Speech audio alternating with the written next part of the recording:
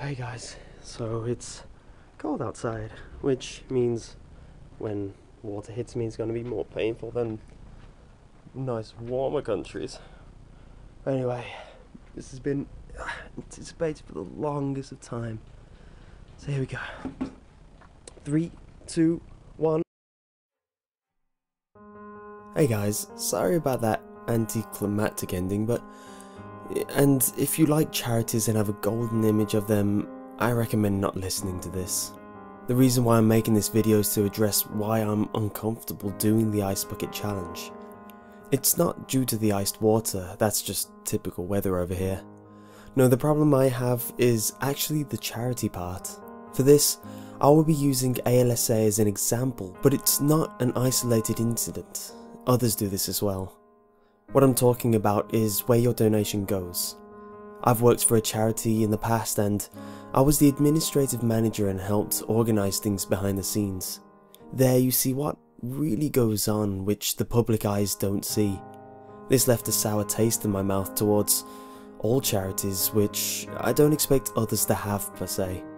But I'm going to explain my part, and all that I'm about to show you is public information. It can be found on the ALSA website as shown in the video. Here you can see that in 2012, their latest published annual report, they've received over 19 million in donations and fundraising. They spent almost $15.5 million. This includes research and care of people diagnosed with ALS.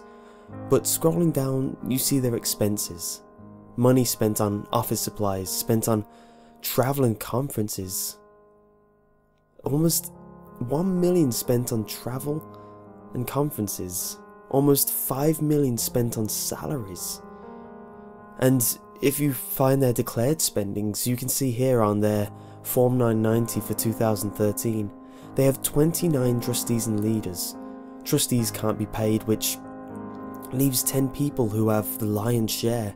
I mean, pulling out one name in particular, the president and CEO, Jane Gilbert, received $297,288 and then $22,667 in expenses. The expenses come out as much as a decent wage itself. If you go on their financial review by charitynavigator.org, you see that 16 cents is spent per dollar made. That is over 15% of donations not going towards what they were donated for. This means if you donate $10,000, $1,600 won't go towards anything ALS related at all. Now, what does this mean? Well, I could play with figures all day. I did business, finance and law in college. And this isn't even digging into the fact that only 5,600 people are diagnosed with ALS each year in the US. And how life expectancy of anyone diagnosed with ALS hasn't changed in 3/4 of a century, despite having millions pumped into it and loads of research being done. Now compare this to another disease which is close to a cure, which is needed urgently today, like the new strand of Ebola, which has killed over 1,000 people already and will continue to do so while doctors are acting fast to find a solid cure. Now, I'm not stating that ALSA is a bad charity. By the governing standards of Charity Navigator, it has the highest stars you can receive.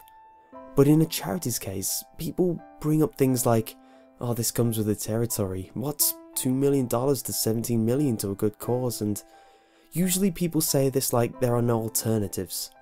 So I dug around on their site some more and found this, a site called NEALS. I believe it is one of the research groups that ALSA donates to after taking their cut. I actually emailed them telling them my reluctancies of donating to charities, as not all money sees to the cause they provide for, so I asked them how much of the donation goes towards research if I were to donate to them. In their reply, they said 100%. You see, because they're not a charity and aren't 100% funded by the public, they can be paid through their own profits and through grants themselves as a company. For us, this means that when they receive a donation, it can be given 100% to the cause. This is where I will be personally donating to, but I will link both Neil's and ALSA in the description. Ultimately, this video didn't have to be made, and to be honest, I really didn't want to make it. The reason I felt like I had to was because of the insane amount of people badgering me to do the challenge. Seriously, on irrelevant videos of mine, people were hassling me about it, and other people's videos that I commented on, people were replying to me about this challenge. It honestly started making me think about the whole high school peer pressure, that I was being called out for something I didn't particularly feel comfortable doing due to my own personal reasons, but wouldn't be dropped despite me ignoring it. The dozens of asks, the tweets, the comments. To me, charities just don't make me feel comfortable. And all of this is me, just me as far as I know, my personal reasons and experiences through things in my life. This video isn't meant to put people off charities, it's explaining why I don't want to do this whole bandwagon event. Ice water isn't a problem, I just personally don't get a nice feeling from charities anymore. And to do that challenge and not do it about the charity would be a dick move in my opinion. Again, this isn't supposed to be some conspiracy whistleblowing, running against the man thing. I may be doing some charity related content in the future, but only to a charity which I know is kosher inside and out. Anyway, thanks for watching and goodbye.